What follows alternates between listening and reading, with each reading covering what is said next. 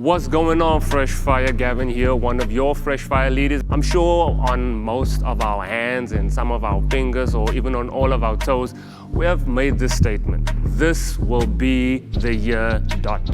And I think the trap that we fall into most of the time is where we get caught up in what circumstances or situations that take place around us dictate or determine what that situation will end up like. And the two scriptures I want to share with you guys is from the book of Psalms 118, a very familiar scripture that says, "This is the day the Lord has made, and we will rejoice and be glad in it." This was inspired by God and written by a shepherd who became king, of course. That is David I'm talking about.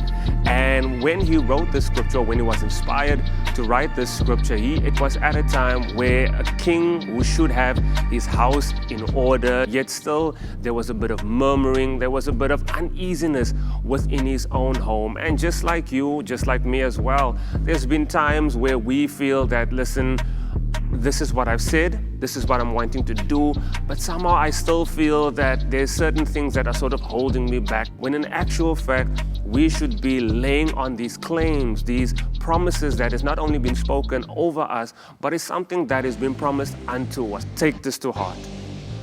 Don't do what is expected of you, but do what is promised of you. In the midst of what David has gone through, he did not what is expected of him, but he did what is promised of him, and he was always being reminded of who God has been in his life. The second scripture I want to share with you is what Paul has written to the people in Philippi, in the book of Philippians 4, that says, "Rejoice in the Lord always." Hear me when I say this. Every opportunity you get to bring about a turnaround within your life, each and every person has the ability to carry about a certain influence that definitely changes not only their surrounding, but also has an impact on other people's lives.